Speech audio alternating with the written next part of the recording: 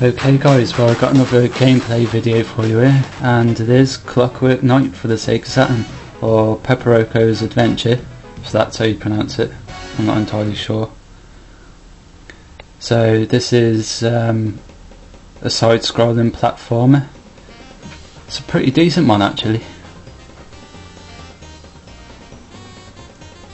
And the footage that I've got is the first two levels and the first boss encounter.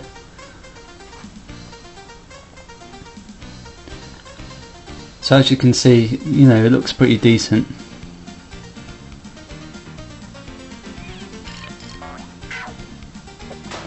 So you've got like one button to jump, one button to the attack, which uses a key to attack, and I think one of the shoulder buttons makes the information bar disappear.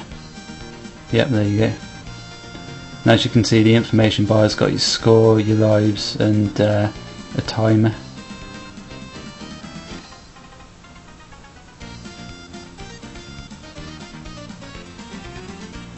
Now, people have said this is one of the best looking platformers on the Saturn, but I don't subscribe to that really. I think Rayman looks pretty sweet, to be honest.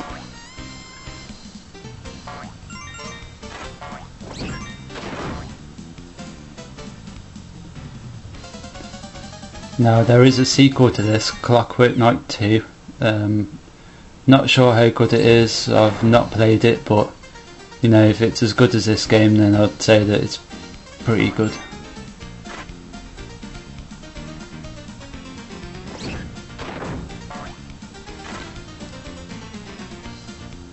Now this was a launch title in Japan, and then I think it was released later over in America and Europe, but it was a launch title in Japan.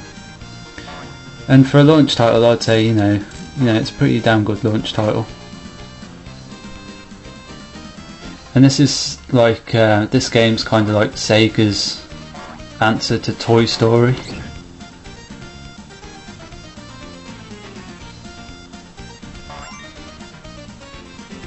Now these bottle tops, you actually get to a point where you use these bottle tops in this kind of game to, it's like a game of chance, and you can win extra lives and other stuff, but you know, when you get to it you just want to skip it and carry on with the game really. So you do have to complete these levels pretty quick as well, of course you are against the timer.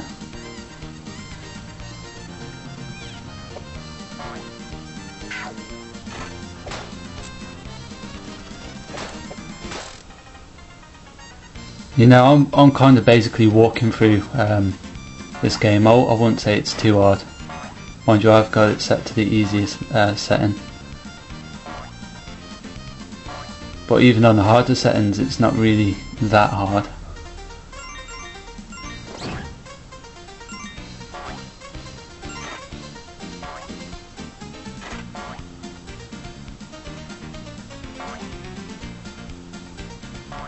I think I'm coming up to the end of the level here now.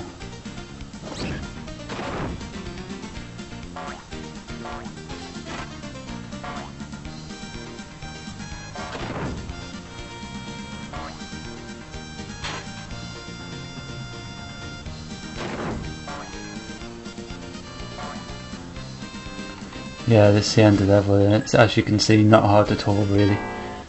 It is a bit more challenging on the harder levels, but not a fantastic amount. And the levels do look a lot better the further in the game you get.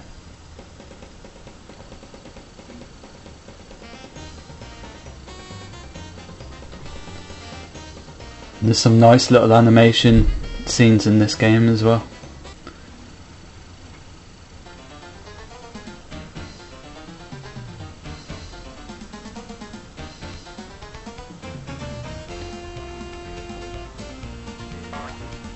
Something that some of you might find really interesting about this game is it's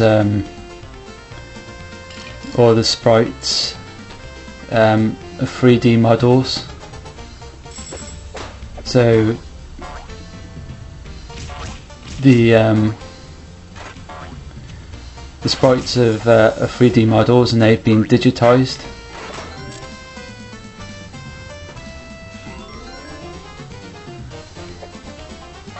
And I believe the levels and the background and stuff has been rendered in 3D and given like a 2D view, kind of like how some of the arcade titles are done nowadays.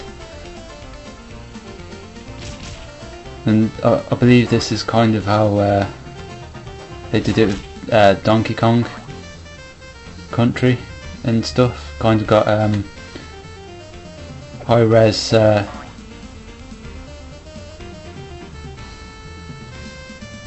3D models and made them in 2D. But anyway, it's sort of kind of the same thing. And of course the boss fights, they're 3D models as well, and you can tell that they're kind of done in 3D but put in a 2D perspective. And as I said, a lot of the arcade games now that you see on the PSN and Xbox Live Network arcade rather, they're all, a lot of them are kind of done that way now as well. They're made in 3D but given a 2D perspective, which, you know, it's not a new idea, it's not a new way of doing things, it's been around for a long time.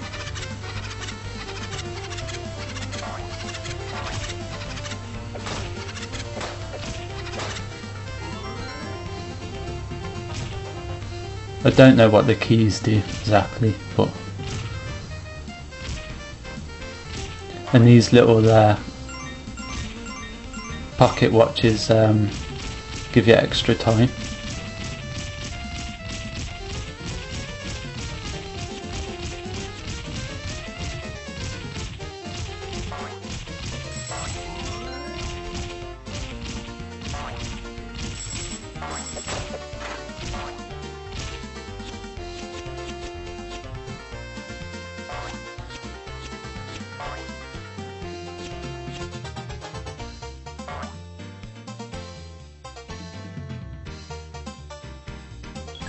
And the end of the level. Again, not very hard, but stick it on a harder level and it'll be slightly more challenging. And now we get to the boss fight.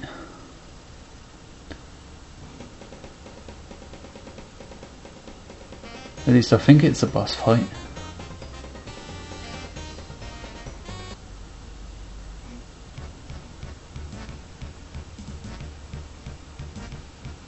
Yep, boss fight.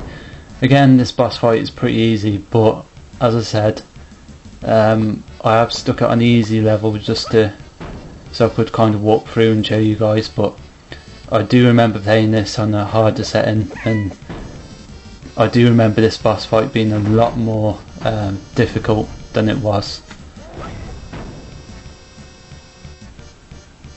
Considering this game's launch title and that it's an exclusive to the Saturn, then, you know, it's worth picking up. And like I said, the graphics are sweet, the gameplay's really cool, the controls are spot on, so it's definitely worth picking up. There is a sequel. The sequel, it is harder to find and it will go for a lot more. You tend to pay for the sequel between £10 and £20, so you're going to be paying a lot more, but you know, these games are pretty good, so I think they're worth picking up if you got a Saturn. So anyway, we're nearly out of time for this gameplay video, so I hope you've enjoyed it, and I'll try and do some more soon. So thanks for tuning in.